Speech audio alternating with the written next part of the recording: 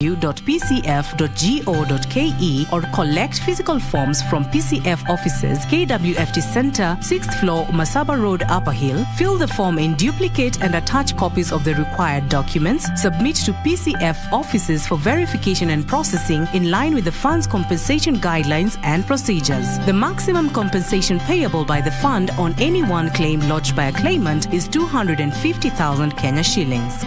Policyholders Compensation Fund, dhamana ya bima yako.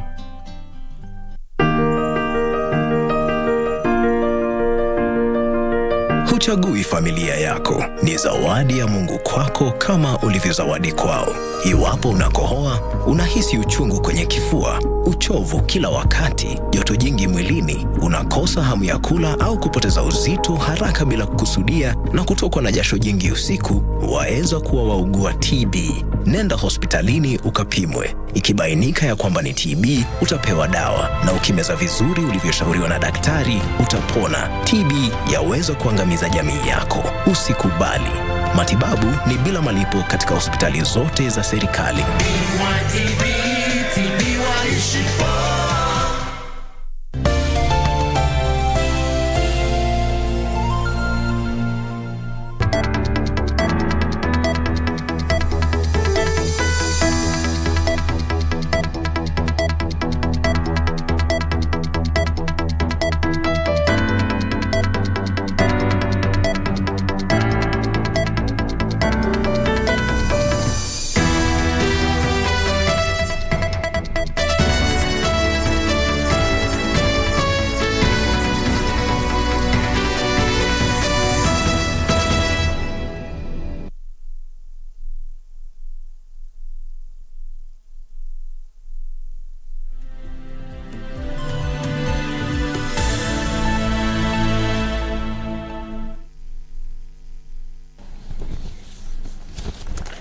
Good afternoon. Thank you for creating time for us. You are in time for the Lunchtime News. A very warm welcome to the broadcast. My name is Irene Nchuma Udem. On sign language interpretation, we have Byron Abuli. It is the 9th day in the month of June 2023, and this afternoon we'll be engaging an experts in engineering, and we'd like you to give us your views on our social media platforms. Do you think they're doing enough? What is your take in regards to the collapsing buildings in the country? All that in this bulletin. But for now, the finance bill continues to dominate media platforms in the country, and currently the Prime Cabinet Secretary Musalia Mudavadi is addressing the press in regards to the same. Let's cross over and listen in. The one that gets the politician to have ideas and people say those are good ideas. The one when things are difficult and there's need for intervention on drought recovery programs, the public service is there to initiate the emergency action required. The constant. Could you be the sun? And all of us revolving around you are actually reflecting your light. We do not have our natural light, but we are drawing from the light, the brightness of the civil service, the public service. I think I'm not far from target if I draw that analogy. You have to be that constant North Star, the one that will always make sure that even in moments where we lose direction, we are coming back to the right path. And that is why the training of these young, powerful people is absolutely essential. I also agree with Karen. She quoted Francis Drake. I was a little bit at a loss, Karen, because in my small way, I thought Francis Drake was also a pirate. So Francis Drake was a pirate. but I didn't know he was a poet, or whether it's different. But I could hear from the analogy about the seas and the gold and what have you. It's true, Sir Francis Drake used to, in the name of the Majesty's government in those days, he would then raid ships and take the loot and take it back to the Queen or to the King, depending on the time. And somewhere along the line, it seems Sir Francis Drake then realized that in spite of all that he did, it was not fulfilling. So here we are. She's also right that in public service, as much as we want to have better lives, and we must all have better lives, let us also be guided by that poem that at the end of the day, it's not all about money.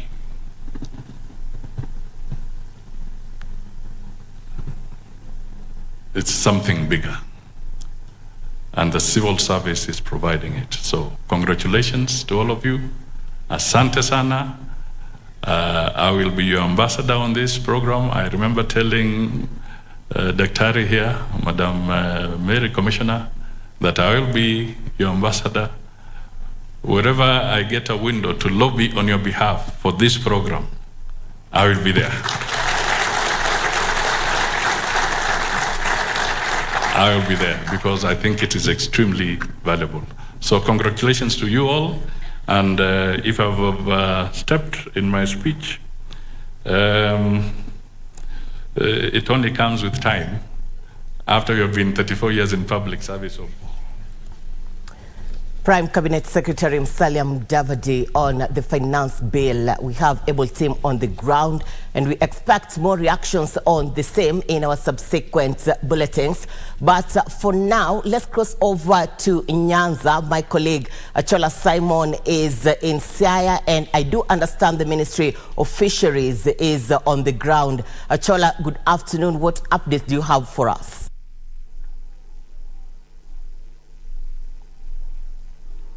Well, thank you very much, Irina Mchuma, there at Broadcasting House. Indeed, we are in Siaya County, and we are joined by the Cabinet Secretary for Mining, Blue Economy and Maritime Affairs, where they have actually been discussing issues as pertains fisher folk in this region, and not just in this region, but of course across the country. And of course, I will go straight to the Cabinet Secretary so then he can actually shed light on the issues they've actually deliberated in this meeting that began at around 9 a.m. in the morning all the way up until now.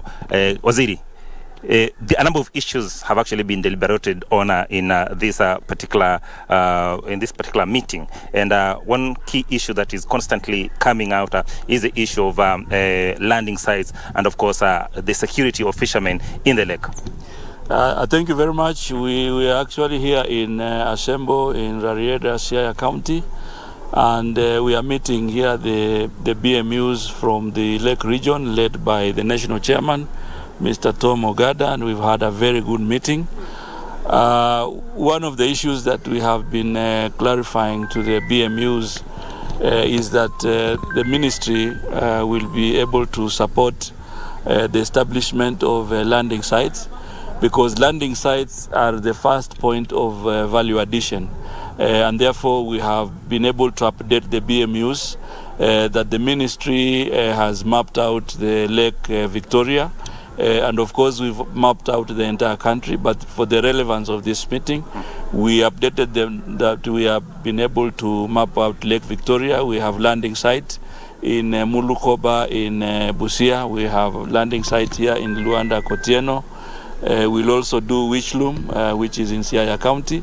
We also have some landing sites we'll do in Kisumu County. We have Ogal and Asat. We also have Nyandiwa in Homa Bay and Sori in Migori. And of course the others that we also propose. So I think this meeting is the first interactive interface between the ministry and the BMUs. We've also agreed on the issues of security and... Waziri, before you go to issues of security, yes, these landing sites, you've yes, not just mapped them out, but one key issue is that this will be the first point of value addition.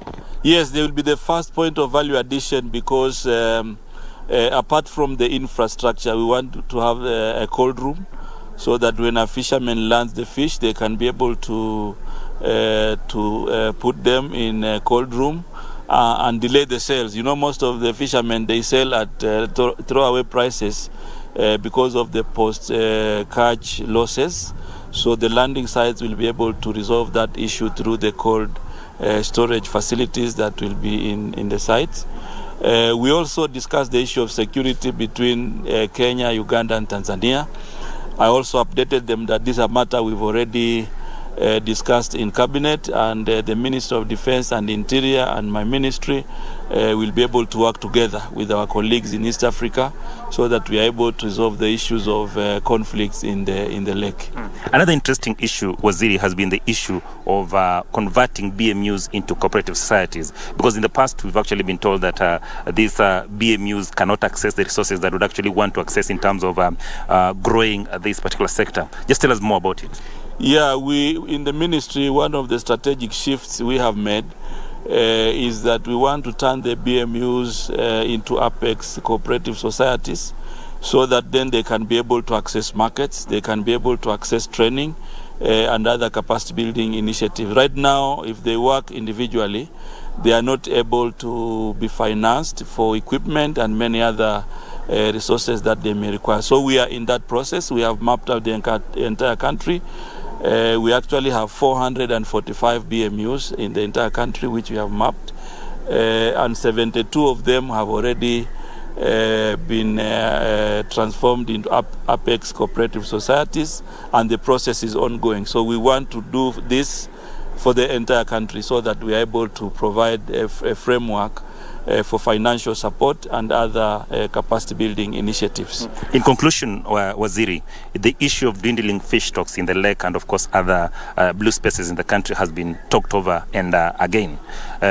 In the finance bill that we actually have, one of the key issues that have actually been put in that bill is the issue of taxing fish that is coming from outside. Then the question that many would be asking is that our production is very low. How do we then ensure that we bridge the deficit so that then fish that is coming from Uganda and Tanzania is not as expensive and we cannot even afford it in Kisumu and the region? You see, the reason why we have low production in the marine waters and in the lake is because our fishermen cannot go deep.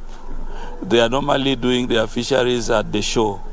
So part of the initiative is to equip them so they can go deeper and they can be able now to access more fish in the deeper end. So apart from the initiatives of cooperative society, we also support them with boats, modern boats, so that they can go deeper. And that is why we are even realigning the 14.9 billion funding from IFAD that funds activities here in the lake and in Western region and in Mount Kenya, so that then we can make provision to support real equipment to fishermen so that they can go deeper. Apart from that, we are also working with other environmental bodies to make sure that we protect the environment in the blue space so that then we can have an ecosystem that can support fish habitation. And like for here in Lake Victoria, I know we've had a lot of issues with cage fishing. And part of the issues we are looking at is why do we have low oxygen in Lake Victoria? Definitely there are issues of pollution, and we now want to go to the bottom of the matter so that we can be able to know what causes all this. We also have programs in Lake Turkana and Marsabit, and we are working with the government of Netherlands so that we are able to support the lake activities in Turkana, where we have production of mango tilapia. And we also want to start landing sites in that area and cooling facilities in that area. In this lake region, we will soon come back to lodge. Thank you, Achola Simon. Achola Simon reporting live from the county of Siaya. Be sure to catch up with him for the latest updates in regards to fishery. Now, to other concerns, a high-level delegation of members from the Netherlands, Belgium and Luxembourg have applauded President William Ruto's administration for spearheading efforts to bring peace and stability in the region. The leaders also commended the government's stand on the ongoing war in Ukraine. Led by Netherlands Vice Prime Minister, the delegation assured Kenya that their countries were keen to invest in the country, especially in health, technology and agricultural sectors. They were speaking following a meeting with the head of state in which they hailed Kenya as a favorable investment destination. Can only commend Kenya not only for the leadership role and articulating for important human rights values in the region here and working on safety and stability, but also for being such a champion of human rights, of sovereignty and in fact the UN Charter. Now that we're on the verge of 60 years of bilateral relations, to me there's ample reason to further enhance this tremendously important relationship. We also talked about regional conflicts in Africa, where we are very grateful for the work that Kenya is doing and for the responsibilities that Kenya has taken on, among others, certainly in the eastern part of the Democratic Republic of Congo, with both a political and a military involvement by Kenya, but also in the situation in Somalia. Our Chamber of Commerce was in 2018 in Kenya and they want to come back. We have only 4 flights a week, cargoes, but we want to increase to come also to 7 flights. So, and I think this will be in the interest of both our countries. So we are ready in Luxembourg to have a better cooperation and a more effective cooperation on trade, because we have not yet the level of the Netherlands. And on that note, let's cross over to the county of Meru. I do understand there is a coffee forum bringing stakeholders from various parts of the country. Betty Kiptum is on that bit. Kiptum, good afternoon.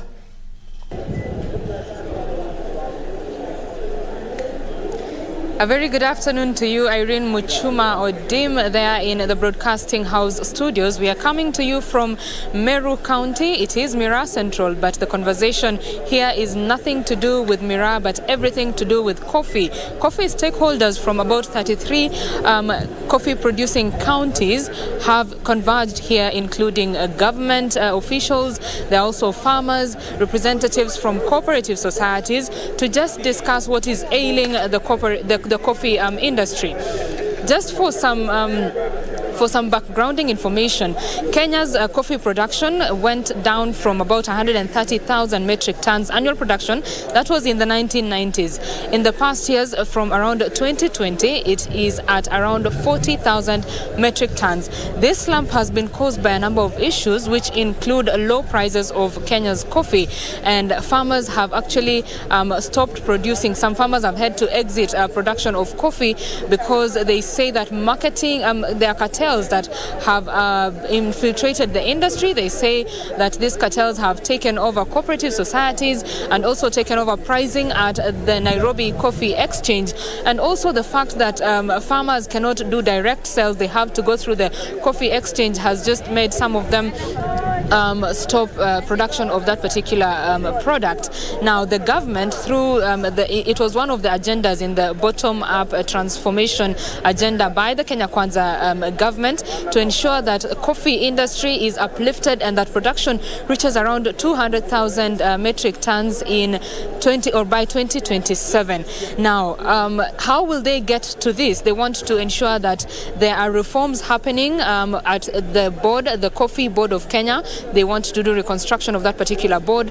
There is also a suggestion by Trade CS Moses Kuria and other stakeholders to ensure that The Nairobi Coffee Exchange is reconstituted to include representation from the government as well as the farmers so that they can have a say in terms of the prices. Prices have gone down. In January last year, they were at around $200 per 50 kilogram bag, but they were around, $400 per 50 kilogram bag. But as at December 2022, it slumped by half to $200 per 50 kilogram bag. So these are just some of the issues that are being discussed here. There has been talk about possibility of revocation of licenses of millers so that they can reapply afresh, and new laws set in place because there have been accusations that the same millers are acting as brokers and also acting as the marketing companies, which is impacting the farmer who is doing most of the work and earning the least in the value chain. Of course, Kenya is also looking to attract new markets, emerging markets who are leaning towards coffee taking. And according to the CS in charge of cooperatives, he said that there's all intentions to ensure that Kenya is branding itself and branding the coffee to fit the market needs of those particular emerging markets. So, of course, these conversations will continue. The Deputy President is here. Governors from about 7 or so counties are also here, and all other officials. The conversations will continue, and of course a raft of measures will be coming out of this particular conference that will be ending tomorrow. We shall be keeping tabs on exactly what is going on, all the conversations, and updating the viewer back at home. Do stay tuned to Channel 1 for now. Back to you in studio, Irene Muchuma Odem. My name is Betty Kiptum. Thank you, Kiptum. Betty Kiptum reporting live from the county of Meru. Kiptum, we are looking forward to understand more in regards to coffee and also get the resolutions from the forum that has brought together counties from all over the country. Now, the last batch of Kenyans evacuated from Sudan arrived in the country on Thursday night. Over 1,200 people have so far been evacuated to safety through a multi-agency team set up to oversee the safe return of Kenyans as fighting continues. The government of Kenya has also evacuated other nationals caught up in the civil war in Sudan, which has left hundreds of people dead and thousands fleeing to safety.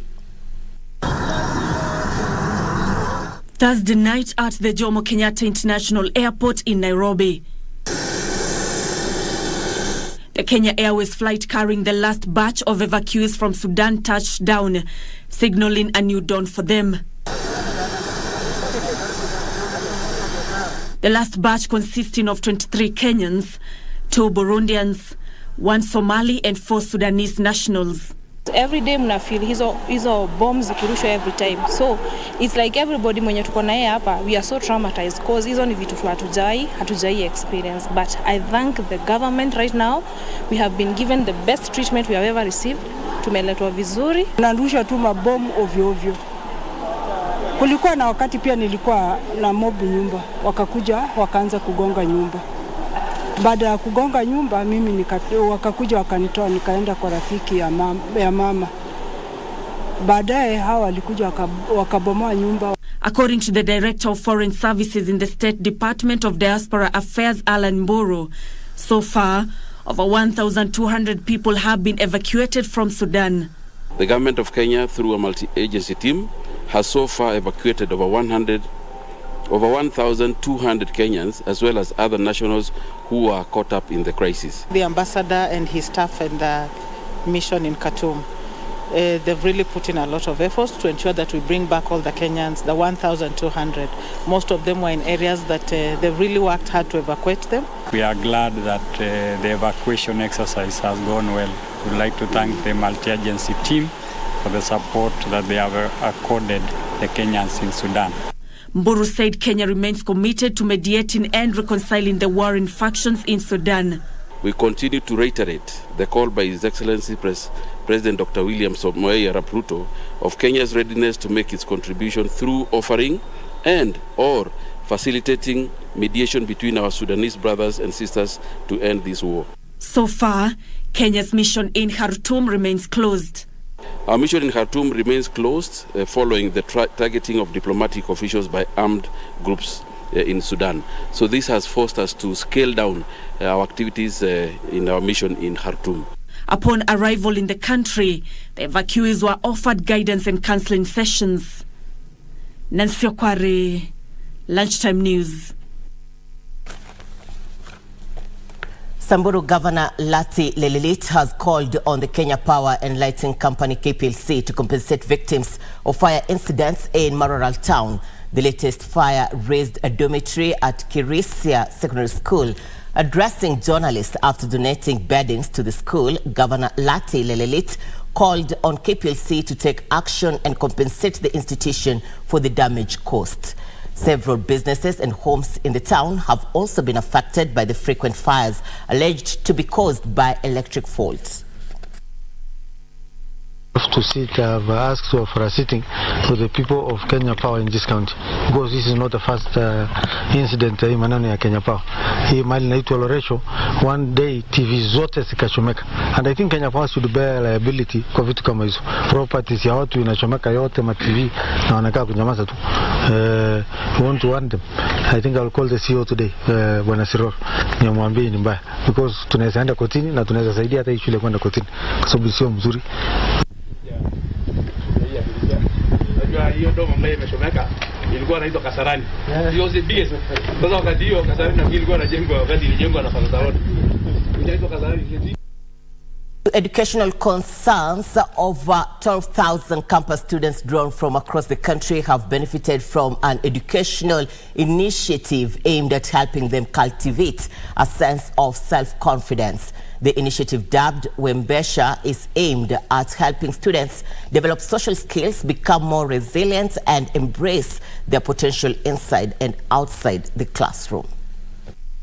The special program, spearheaded by Big East Africa Company, has already reached more than 12,000 campus students from 8 schools in the country. The initiative aims to cultivate a sense of self-confidence and build resilience as they tackle the different challenges they may encounter. The program provides talks and guidance from notable personalities in the society to empower the students. Marketing Manager Big East Africa Salome Ngoge says the program is aimed at reaching over 24,000 students by the end of the year. The latest beneficiaries of the program are the students from Mount Kenya University. We've seen impacts where you find like students reach out to us, they tell us some of the things that they have done, we see their feedback on social media about the things, like how these conversations have helped them to do things that they actually thought they're like impossible to do. We still have 2 more universities to go for this year, and this is something that we plan to continue doing even in the future. The initiative aims to empower young individuals, equipping them with the skills and mindset necessary to succeed not only academically, but also in their personal lives. Hearing a story from someone who's almost the same age on what they've done, on tips to help them with confidence, I believe it helps, because confidence is what makes your personality. So you need to know up to what levels you need to build it to be able to get jobs in the outside world, converse with people, so on and so forth. Joanne Junge for Lunchtime News.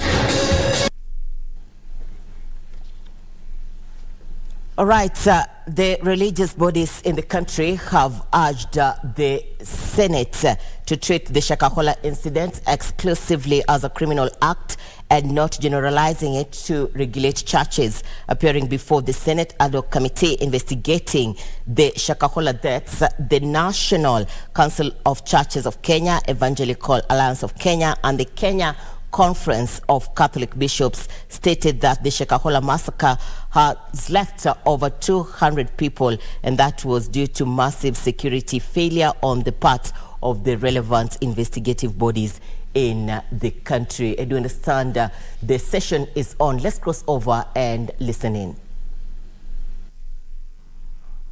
Has 40 dioceses. Each of these dioceses are registered separately as a religious organization. So, and then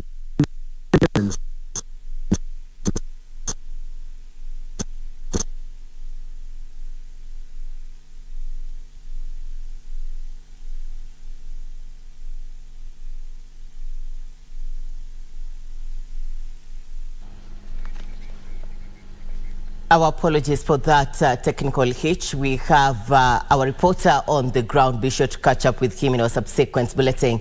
You're watching the Lunchtime News. We are taking a breather. We'll be back with more. Stay with us.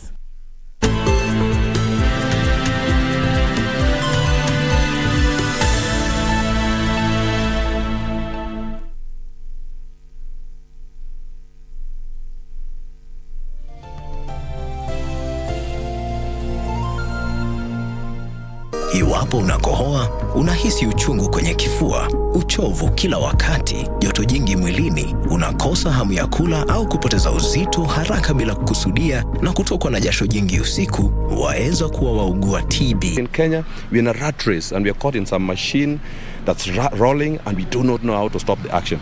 But it starts with us. It starts with that awareness. So tell someone, come on. As they grow up, they'll tell themselves, for me to be safe, I need to be quiet.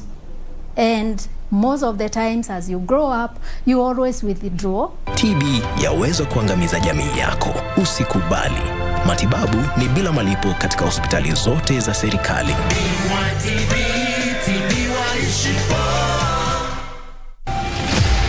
Finally, it's back with a bang.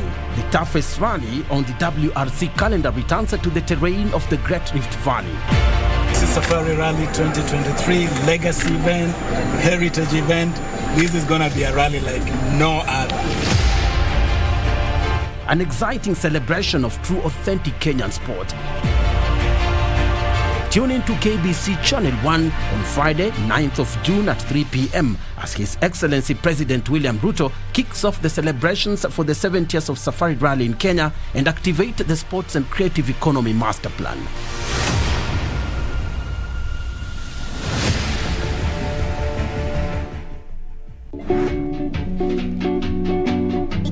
Uliambiwa unyoe ndefu na pato unakuja na hizo ndefu hapa hivi. Na wao uliambiwa uchukue litaya na pato huko hapa. Sasa hivi unakocha tu. Sioni kipula mheshimiwa. Mimi najuaje? Ndio nakwambia vile kulingana na vile mimi namchuanga. Na Kierere ni nini kuleta kwa hivi? Ati Kierere. Punguza mdomo. Toa hizo nini kwa serikali niweke kwa kunia zake mheshimiwa. Unasema mimi naibiwa. You also a thief because you condoned. Ulijua fertilizer inaibiwa. Ndio huyu hapa mheshimiwa. Hapa ule jamaa ambaye kuajiri. Ndio huyu mheshimiwa huyu hapa. Wewe. Yuko wapi? Mimi sioni. Ndio huyu. Give you a job in Matunda. Is you because you are the one you pick it you and you bring me inside your job. Hiyo kisungu yako. Hiyo kisungu imekuwa moto, si ndio? Moto gani?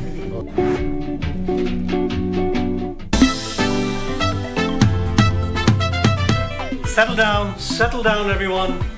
My name is Mr. Sanjay and I'm your new business teacher. And what do we say? Charity begins at home. In Kinyanjui's case, it is robbery, not charity. Continue suggesting. Me Julia Molo, I am not contributing anything. Contribution yangu atoe kwa deni. Ashidang, my teacher is divorced. Ashidang, my teacher is Blonsky. Utamu wa relationship is when I, the man, provide and protect. Never and never again unless I'm richer than the man. But a stay-at-home mom with maids. Ndio nikisikia kwenda kudunda, woo, I just bounce.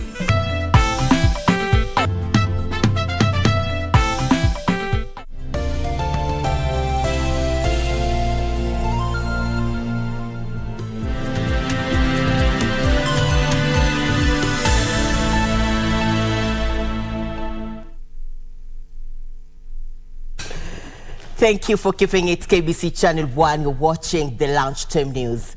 Association of Medical Engineers of Kenya has appealed to county governments to hire more biomedical engineers to address the acute shortage of the biomed in county and referral hospitals. AMEC Secretary General Millicent Allo said only 900 biomed are employed in all 47 counties against the World Health Organization requirement.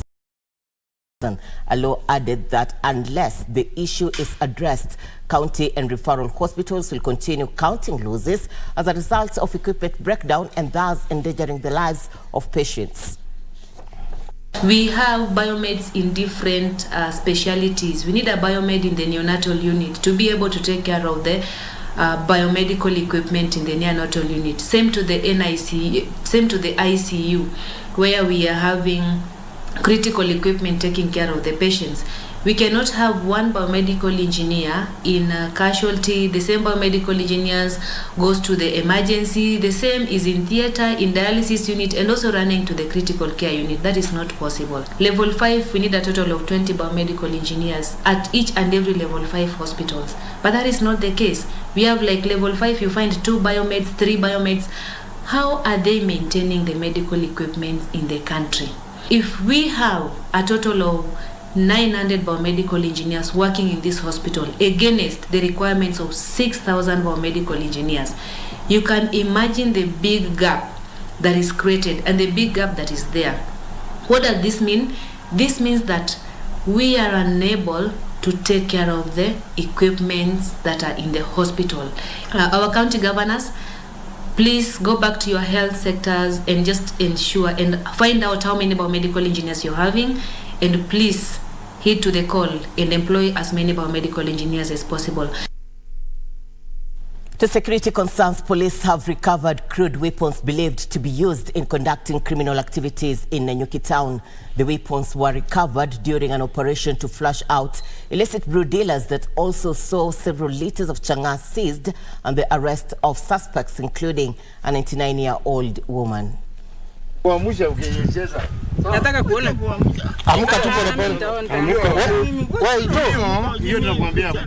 There was drama at the Majengo informal settlement in Nanyuki.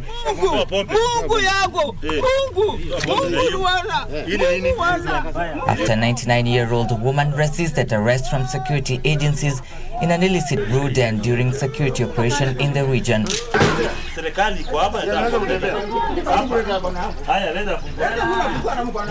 The non-Anjanarian, identified as Marikuni Tanaba, was found hiding 6 liters of chang'aa in her house. Police also recovered crude weapons which were suspected to be using for conducting criminal activities. Alikuwa na visu zaidi ya 40 zilikuwa zimefichwa kwa sanduku. Pia alikuwa na crowbar ambazo zinatumika kwa kufunja manyumba. Alikuwa pia na shoka kama 5 na mapanga zaidi ya 6, manake about 6 of them. Kama umepatikana na hatia ya pombe haramu, haijalishi miaka ni uwe kuna miaka ngapi, pia tunakukamata na kustaki. Pia tunakustaki kwa ile vitu ambayo tupata kama kisu ambayo tunaamini ni ya wizi. Laikipia East Deputy Commissioner Patrick Mouldy said that the 99-year-old woman has been conducting illicit brew selling business for some time now. Na wakati tumekuja na red officers, wanawake ambao maybe tuwaambia akamushwa na tukaona alikuwa na pombe zaidi ya 9. Elsewhere, in Liki informal settlement in Nanyuki, 700 liters of kangara were destroyed in a similar security operation. The illegal alcohol was recovered along the riverbanks of Nanyuki River. Arrested suspects were detained at the Nanyuki police station.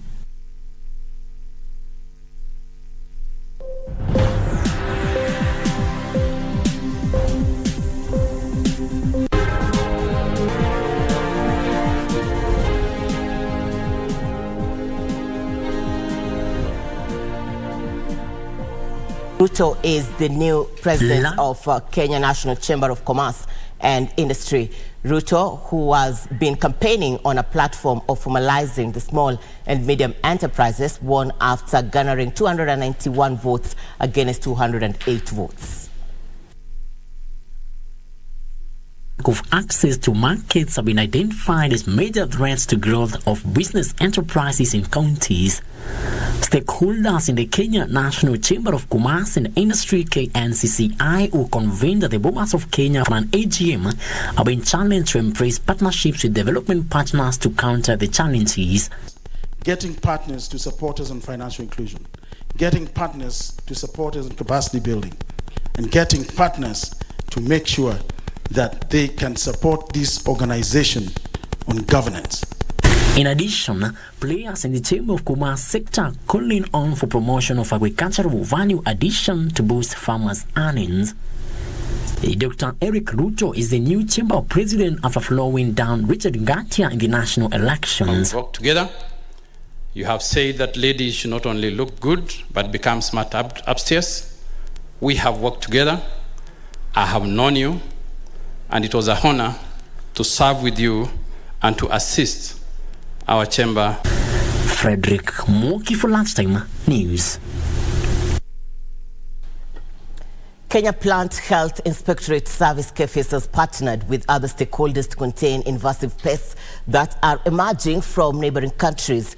KFIS Managing Director Theophilus Mutui says the East African community has recently registered many cases of invasive pests and measures have to be taken to curb the danger that the insects pose to Kenya's main markets. In 2022, Kenya horticulture exports declined 8.1% to 152.3% from 165.6 billion shillings in 2021. The decline was as a result of high inflation in the European Union, which is Kenya's key destination for cut flowers, fruits and vegetables. The decline is also exacerbated by frequent interception of Kenyan horticulture consignment in the international market. To minimize interceptions, a Kenya Plant Health Inspectorate Service KFIS, Center of Biosciences International KBC, and Standards and Trade Development Facility have taken a regional approach to stop the spread of mealybugs, a quarantine pest in Europe and China, from crossing to Kenya. It's actually being found now in most of the counties where pawpaw is grown. It has moved to Uganda, Burundi, Rwanda, and other countries in the region. The pest can cause up to 90% yield losses. We actually saw farmers lose up to 100% of their orchards due to this particular pest. The 140 million shillings project is aimed at mitigating the pest from crossing from neighboring countries to protect rejection of Kenya's horticulture produce to major markets that have recently seen some of the produce from Kenya banned from accessing the EU market due to presence of pests. We are going to work with all the counties which produce the target crops. The target crops here is avocado, mangoes, citrus, and pawpaw. So those counties which grow those crops for export will be the target for this project. These insects are very dangerous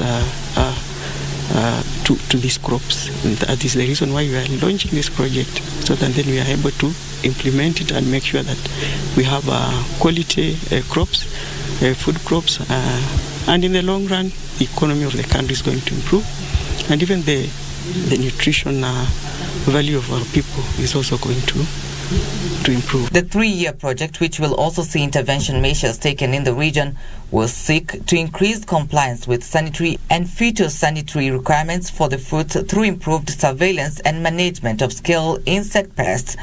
We have an initiative, one of them that we'll be looking at is a release of biological control, which we believe will be able to support, especially in the management of this. And secondly, we hope that we'll also be looking at the indigenous knowledge that the farmers have.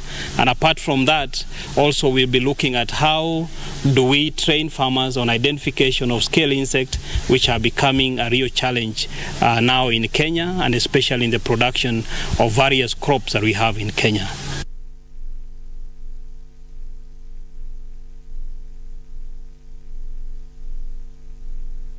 All right, thank you for keeping it KBC Channel 1. Time for us to get to that interactive segment.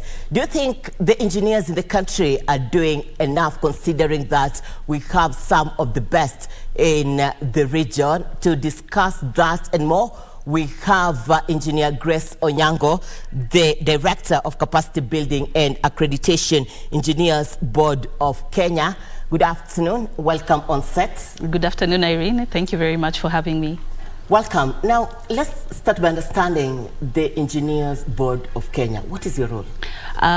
We are a regulator, and what we do is we regulate the engineering sector, the space, and we do that by registering and licensing engineers and engineering consulting firms.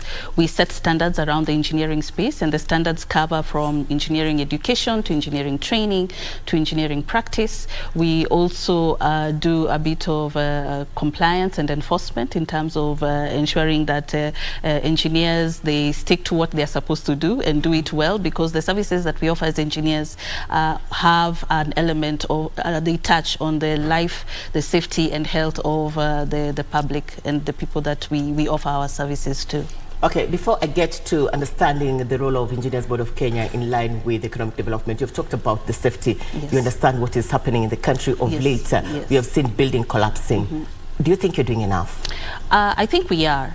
But what we need to do is educate the public on who is qualified to offer professional engineering services, so that when they seek the services, anything to do in the built environment, that is, if you want to put up a building, if you want to do anything in the built environment, then there are services that you need to seek, but you need to seek them from qualified practitioners.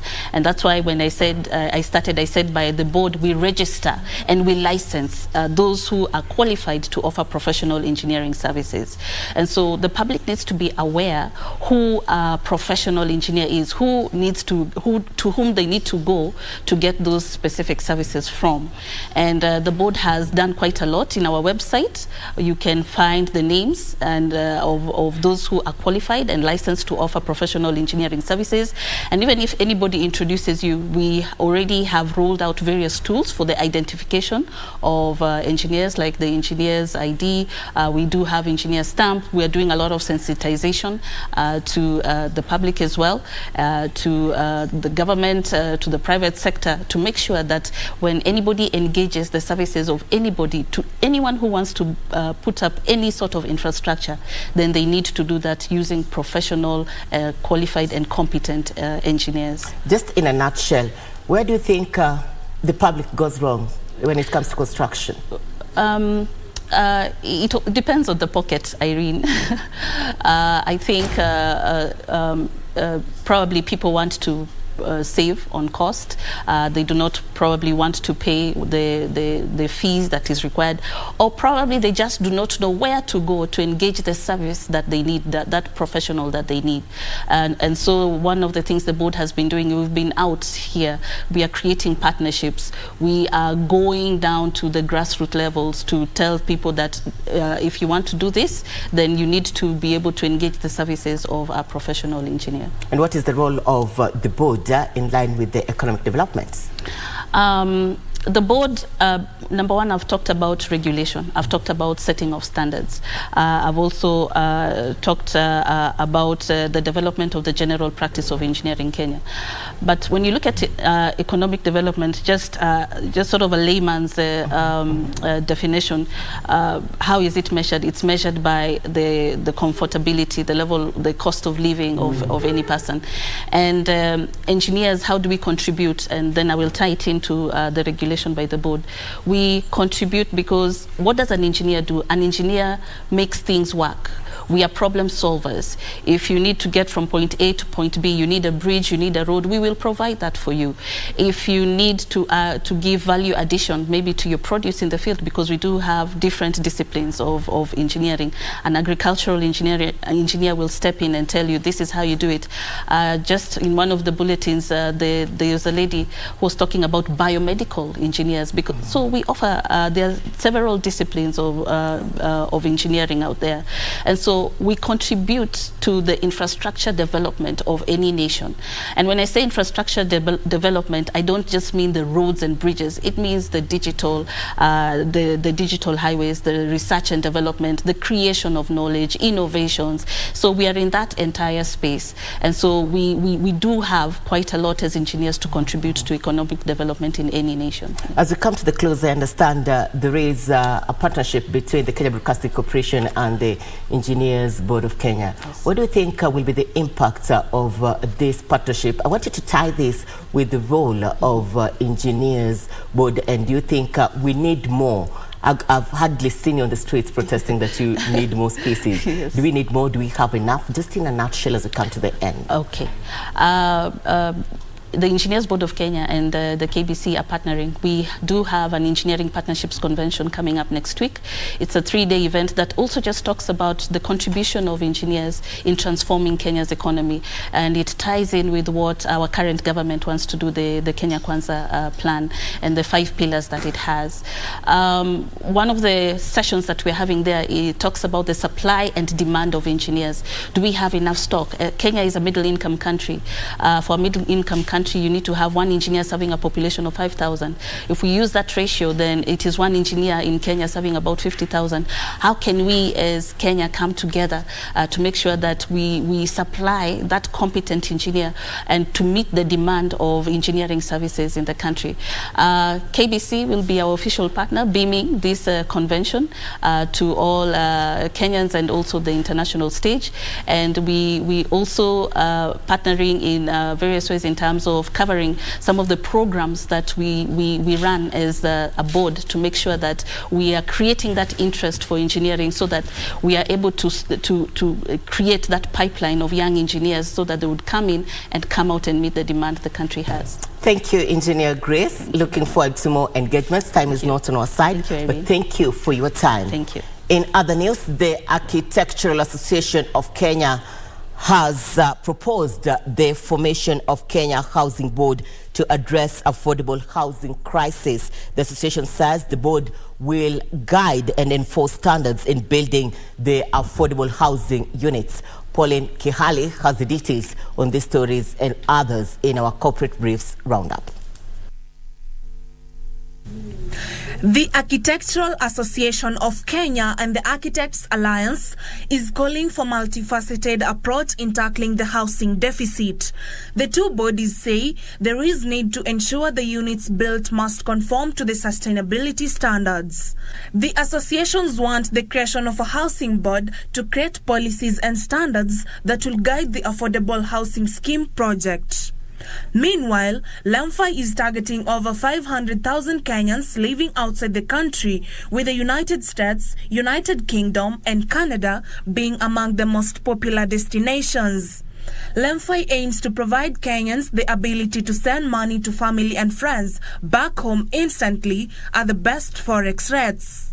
Their operations in Kenya will be supported by their partner, PesaSwap, a local online and mobile payment solutions company based in Nairobi and the United Kingdom. As a money transfer platform that enables Kenyans in the UK, US and Canada to send money back at home at zero fee, at the best transaction rate, within 2 to 3 minutes, directly to your mobile money and bank account. Finally, Primario, a South African-based law firm, says there should be harmonization of business laws in the continent to ease trade and investments in the region. Harmonizing of laws have been taunted to curb incidences of money laundering and protect consumers from cybercrime. There should either have been other regulations, which there were subsequently passed, national disaster regulations to say no one can increase its price, or there should be an agency that regulates it. Because the message that is now sent, and we predicted this as this decision came out, is how do you distinguish between COVID and the tribunal and the Competition Appeal Court, which upheld the tribunal's decision. Pauline Kihali for Lunchtime News.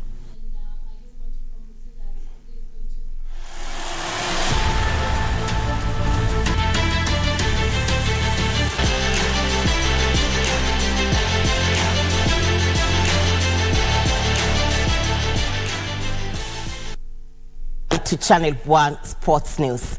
Kakamega Sports Club is set to play host to the 2023 NCBA Golf Series this Saturday. The 5th edition of the series will witness the participation of at least 150 golfers from Kakamega and neighboring clubs, including Nyanza Golf Club. The series returned to Kakamega this year as a qualifier. The winners of the overall gross men's category, women's category and juniors category will earn their place to compete in the grand finale. The action on the golf course today was quite competitive, and we are glad to see the golfing standards go a notch higher with each and every leg of this series. The event follows the successful fourth leg held on May 25th at Thika Sports Club, which attracted an impressive field of 256 golfers. David Matano emerged as the overall winner after beating a strong field of competitors.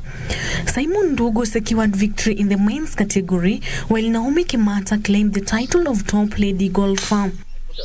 This year's edition consists of a total of 17 club golfers events hosted at various golf clubs in Kenya, Uganda and Rwanda. So far, the series has enjoyed successful tournaments at the Railway Golf Club, Limuru Country Club, Windsor Golf Hotel, Country Club and Thika Sports Club. For Lunchtime News, I'm Sila Onyango. Czech player Karolina Muchova became one of the lowest ranked players to reach the French Open Women's Final as she edged a thriller against Belarusian second seed Arina Sabalenka. Muchova will play Polish top seed Iga Swiatek in Saturday's final.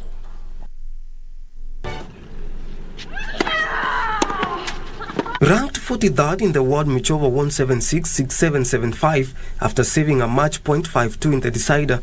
Muchova, 26, will play Polish top Iga Swiatek in Saturday's final. Defending champion Swiatek won 6-2, 7